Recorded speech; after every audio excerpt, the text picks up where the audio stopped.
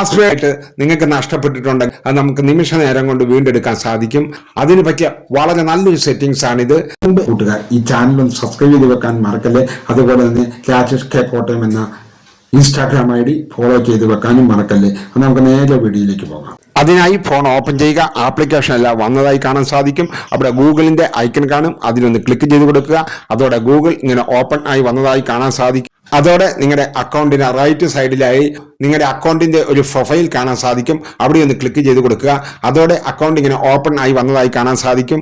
അവിടെ നിങ്ങളുടെ Google account എന്നൊരു ഓപ്ഷൻ കാണും, അവിടെ ഒന്ന് നിങ്ങൾ ക്ലിക്ക് ചെയ്ത് കൊടുക്കുക.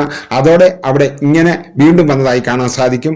നിങ്ങളുടെ അക്കൗണ്ടോട് കൂടി അവിടെ ഒരു ആരോ മാർക്ക് കാണും, അതിലൊന്ന് ക്ലിക്ക് ചെയ്ത് കൊടുക്കുക.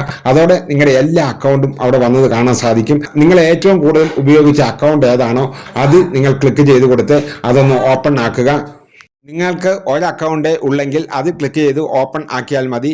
അതോടെ അവിടെ ഇങ്ങനെ കുറേ ഓപ്ഷനുകൾ വന്നതായി കാണാൻ സാധിക്കും. അവിടെ നേരെ താഴോട്ട് വരിക.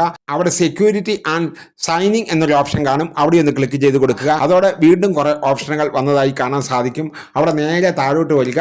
അവിടെ പാസ്വേഡ് മാനേജർ എന്നുള്ളിടത്ത് ഒന്ന് ക്ലിക്ക് ചെയ്ത് കൊടുക്കുക. അതോടെ അവിടെ നിങ്ങളുടെ എല്ലാ പാസ്വേഡുകളും വന്നതായി കാണാൻ സാധിക്കും.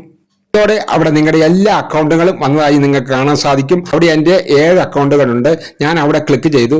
അവിടെ ക്ലിക്ക് ചെയ്തപ്പോൾ അവിടെ എല്ലാ പാസ്വേഡുകളും അവിടെ ഒരു കണ്ണിൻ്റെ ഐക്കൺ ഇല്ലേ, അവിടെ ക്ലിക്ക് ചെയ്താൽ നിങ്ങളുടെ പാസ്വേഡ് മനസ്സിലാക്കാൻ സാധിക്കും.